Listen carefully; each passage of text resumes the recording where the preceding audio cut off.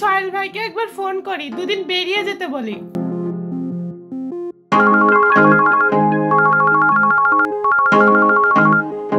আসসালামু আলাইকুম ভাইজান। ওয়ালাইকুম আসসালাম। ভালো আছেন? আমি ভালো আছি, আপনি কেমন আছেন? হ্যাঁ আলহামদুলিল্লাহ ভালো আছি। অনেকদিন পরে ফোন করলেন। বলছিলাম কি ভাই, পবিত্র মাস রমজান মাস, আপনি যদি আমাদের বাড়ি থেকে দুদিন বেরিয়ে যেতেন তাহলে আমি খুবই খুশি হতাম। ঠিক আছে, তাহলে আমি দুদিন পরেই যাব। ঠিক আছে, অবশ্যই করে আসবেন কিন্তু। ঠিক আছে, রাখছি, আল্লাহ হাফেজ।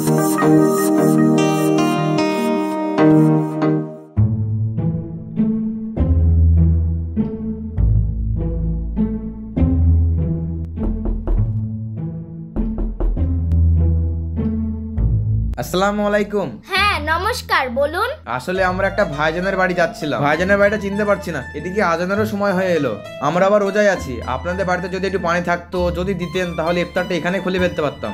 সরি, আসলে এটা তো হিন্দু বাড়ি, আপনারা অন্য কোনো বাড়ি দেখে নিন। আসলে ম্যাডাম আমরা গ্রাম থেকে এসেছি, ভাইজানের নাম্বারটা আমার মোবাইলে সেভ ছিল, এখন মোবাইলটা সুইচ অফ হয়ে গেছে, ওকে যে ফোন করবো সেই উপায়ও নেই। আপনাদের বাড়িতে যদি একটু পানি পেতাম তাহলে আমাদের পক্ষে খুব উপকার হতো, ইফতারটা এখানেই সেরে ফেলতে পারতাম। ও ঠিক আছে, আপনারা যেহেতু রোজা রেখেছেন তাহলে আমি জলটা এনে দিচ্ছি, আপনারা এখানেই দাঁড়ান। ঠিক আছে। ভাইয়া তুমি কোথায় নিয়ে আসলে? মোবাইলটা তাড়াতাড়ি চার্জ দিয়ে না, আমার তো খুব ক্ষুধা লেগেছে। রোজা তো আমিও রেখেছি, উনি পানিটা নিয়ে আসুক, ইফতারটা সেরে মোবাইলটা চার্জে দিয়ে তারপর ভাইজানকে ফোন করবো, তখন তো তুই ভাইজানের বাড়িকে অনেক কিছু খেতে পাবি।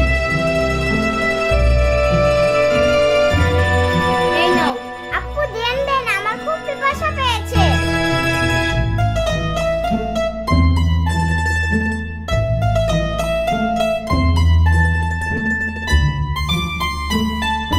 এই নিন আপনাদের গ্লাস, একটু কষ্ট দিলাম। চল বোন, দাঁড়া মোবাইলটা চার্জ দিয়ে নি। ম্যাডাম মোবাইলটা একটু চার্জে দেওয়া যাবে? যান এখান থেকে, এখানে কোনো মোবাইল চার্জ দেওয়া যাবে না, আমার অনেক কাজ পড়ে আছে, যান এখান থেকে। দিশা কি হয়েছে, এত চিল্লাচিল্লি করছো কেন? এই দেখো না, দুটো মুসলিম এসে আমাকে খুব বিরক্ত করছে, তুমি এখানে আসো না, আমার অনেক কাজ পড়ে আছে। ওনাদেরকে ভেতরে পাঠিয়ে দাও। আরে ভিতরে পাঠাবো মানে? ওরা তো মুসলিম, তুমি বাইরে এসে কথা বলো না, আমার অনেক কাজ পড়ে আছে, আমার সময় নেই। হরে কৃষ্ণ হরে হরে। ঠিক আছে যাচ্ছি। দেখি সরো কারা এসেছে।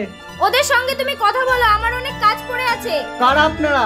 না না সমস্যা নেই ভাই, আসলে আমরা একটু পানি খেতে এসেছিলাম, সারাদিন রোজা আছি তো, আসলে মূলত আমরা ভাইজানের বাড়ি এসেছিলাম, তো ভাইজানের নাম্বারটা আমার মোবাইলে সেভ ছিল, এখন মোবাইলটা সুইচ অফ হয়ে গেছে, তাই মোবাইলটা চার্জে দিতাম, তা উনি আবার চার্জে দিতে দিচ্ছেন না। আপনাদের বাড়ি একটু পানি খেয়েছিলাম ভাই, আসছি আমরা, ধন্যবাদ, আসসালামু আলাইকুম। না না, আপনারা কোথায় যাবেন? আপনারা এসেছেন অতিথি নারায়ণ, চলেন ঘরে চলেন।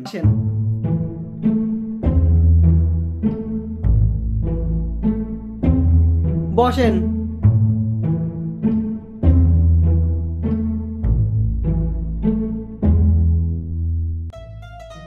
আপনারা কার বাড়িতে এসেছেন? আপনারা কোনো কি অসুবিধায় পড়েছেন? আসলে আমরা আমতলা থেকে আসছি, আমার ভাইজান কোথায় একটা বাসা নিয়েছে খুঁজে পাচ্ছি না, আর ভাইজানের নাম্বারটা মোবাইলে ছিল, এখন মোবাইলটা সুইচ অফ হয়ে গেছে, যদি মোবাইলটা চার্জে দিয়ে দিতেন তাহলে ভাইজানকে ফোন করতে পারতাম, ভাইজান এসে আমাদেরকে নিয়ে যেত। এদিকে আজানও দিয়ে দিয়েছিল, আমরা রোজায় ছিলাম তো, তাই আপনাদের বাড়ি এসে একটু পানি খেয়েছি, আপনার স্ত্রী মনে হয় রাগ করেছে। আমার মোবাইলটা একটু চার্জ দিয়ে দেন, আমরা চলে যাব। কি বলছেন এসব? আপনারা এসেছেন ভালোই করেছেন, রোজার মানুষ আমাদের বাড়িতে খাওয়া দাওয়া করেই যাবেন, অতিথি নারায়ণ, না খেয়ে যেতে নাই। আরে না না, আপনার স্ত্রী এমনিতে রেগে আছে, আমার মোবাইলটা চার্জ দিয়ে দেন, মোবাইলটা চার্জ হয়ে গেলে ভাইজানকে ফোন করবো, ভাইজান এসে নিয়ে যাবে। আরে কি হলো, অত হাঁকাহাঁকি করছো কেন? আমি ওই ধারে কাজ করতে করতে মরে যাচ্ছি, আর এদেরকে এখনো বসিয়ে দিয়েছো কেন? বিদায় করতে পারছো না? দিশা তুমি এসব কি বলছো? আমাদের বাড়িতে অতিথি এসেছে, অতিথি নারায়ণ, কে কোন রূপে আসে তুমি কি জানো? যাও ফ্রিজে ফলমূল আছে, ওদের এনে দাও, ওরা সারাদিন উপবাস করে আছে।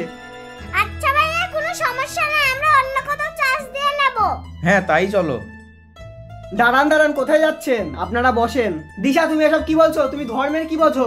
ওদের জন্য ফ্রিজ থেকে ফলমূল এনে দাও, ওরা সারাদিন উপবাস করে আছে। এই বাপ ছেলে সব সময় মন্ত্র জপ করে, রান্নাঘরে যে কত কাজ তোমরা আর কি করে বুঝবে? তোমরা তো আর কাজ করো না, কাজটা করতে হয় আমাকে।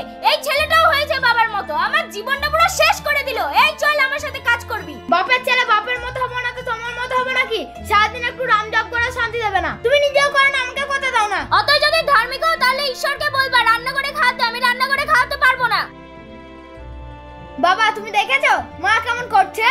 তুমি বারণ করে দেবে, আমি ওদের জন্য খাবারের ব্যবস্থা করতে গেলাম, তুমি ওদের সঙ্গে কথা বলো। না না যাওয়ার দরকার নেই, ছোট না না, এভাবে আপনারা যেতে পারেন না, বসেন। ও আমার স্ত্রী কথা বলছেন তো, এমনিতেই বদমেজাজি। আমি আর আমার ছেলে মন্ত্র জপ করছি, ওর তাতেও সহ্য হয় না। ও একটু এইরকমই, ওর কথাতে কিছু মনে করবেন না, আপনারা খেয়েই যাবেন। আমরা হিন্দু, আমরা সনাতন ধর্মের বিশ্বাসী। বাড়িতে কোনো অতিথি আসলে আপ্যায়ন না করে যেতে দিই না। ভাইজান মোবাইলটা যদি একটু চার্জে দিয়ে দিতেন তাহলে হয়তো আমরা আর 5 মিনিট বসতাম।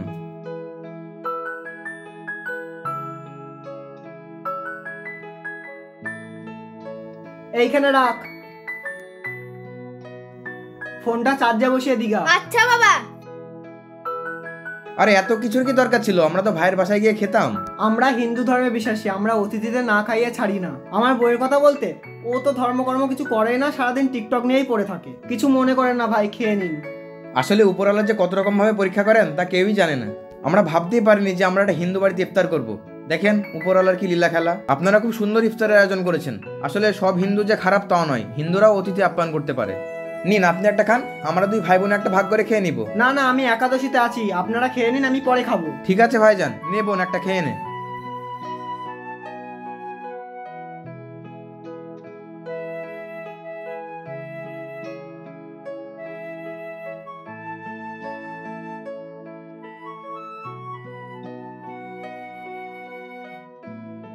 বাবা ফোন চার্জার দিয়ে এসেছি, আঙ্কেলদের আর কিছু লাগবে? বাইরে থেকে ছোলা মুড়ি এনে দেবো?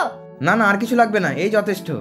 আল্লাহ বোধহয় আমাদের পরীক্ষা নিচ্ছিল। মোবাইলটা যদি চার্জ হয়ে যায় একটু নিয়ে আসতে বলুন না, তাহলে ভাইজানকে ফোন করে ভাইজানের ঠিকানা নিয়ে আমরা চলে যাব। এই নাও মোবাইল চার্জ হয়ে গেছে। আরে দেখো, ব্যাগ ধরো, বাজারে যাও। আপনারা এখনো যেতে পারেননি? এই নেন আপনাদের ফোন নিন। মনে হচ্ছে জীবনে কোনোদিন খেতে পায়নি। হিন্দু ঘরে এসে দেখো কেমন ভাবে খাচ্ছে। এই কি বলছো দিশা? ওরা মুসলিম বলে কি মানুষ না? নিজেও ধর্ম করবে না, অপরকেও ধর্ম করতে দেবে না। তুমি যাও এখান থেকে, যাও। তুমি ধর্মের কর্মের কি বোঝো?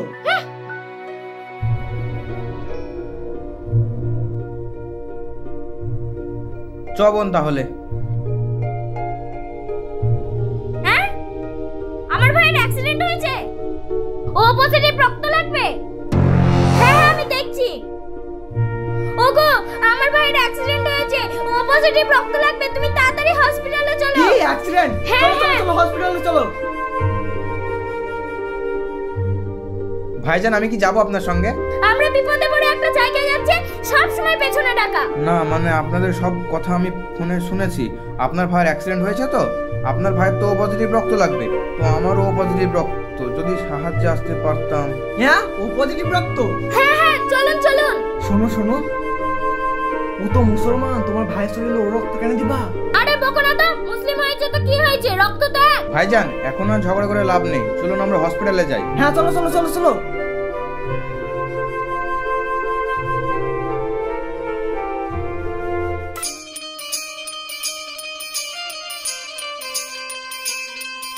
তাহলে ভাইজান রাত তো অনেক হলো, এখন আমরা আসি। আপনি আমার ভাইকে রক্ত দিয়ে বাঁচিয়েছেন। আপনার এই ঋণ আমি কোনোদিনও শোধ করতে পারবো না। আমার বিশাল বড় ভুল হয়ে গেছে, আমাকে ক্ষমা করে দিন। আরে ওকে ছোঁয়ো না, ছোঁয়ো না, ও তো মুসলমান, ওকে কেউ ছয় না, তুমি আর আমাকে লজ্জা দিও না।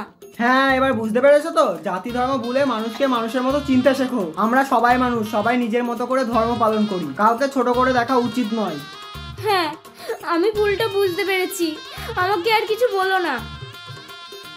ঠিক আছে ভাইজান, দিদিকে আর কিছু বলে লাভ নেই, উনি নিজের ভুল বুঝতে পেরেছেন। দিদি রাত তো অনেক হলো, তাহলে আমরা আসি। কি বলছেন আপনি? এত রাতে আবার কোথায় যাবেন? না না, আপনার যা হবে না। আপনারা ভোরবেলায় রোজা রাখতে যে খাবারটা খান সেটা আমি রান্না করে দেবো, খেয়ে তারপরে যাবেন। না না, ভাইজান ফোন করেছিল, ভাইজানের বাড়ি যেতে বলছে। ও থাকবেনই বা কেন? আমি যা আপনার সাথে ব্যবহার করেছি। না না, ওটা কোনো ব্যাপার নয়। তাহলে আপনি ভাইজানের বাড়িতে থাকতে যাচ্ছেন আর আমাকে দিদি মনে করে আমার বাড়িতে থাকতে আপনার অসুবিধা হচ্ছে? হ্যাঁ আমি মানছি আমার ভুল হয়েছে, তাই বলে আপনি আমার বাড়িতে থাকবেন না? না না, আপনার ব্যবহারে আমি কিছু মনে করিনি। তাহলে আমার বাড়িতে থাকতে আপনার অসুবিধা কোথায়? মানুষ সবাই এক, কেউ হয়তো মুসলিম, কেউ হয়তো হিন্দু, কেউ এই পথে তো কেউ ওই পথে। আমি বুঝেছি, আমাদের পরিচয় একটাই, আমরা মানুষ। চলুন আমাদের ঘরে চলুন। চবন এত করে বলছে যখন, আজকের রাতটা থেকেই যায়। চলো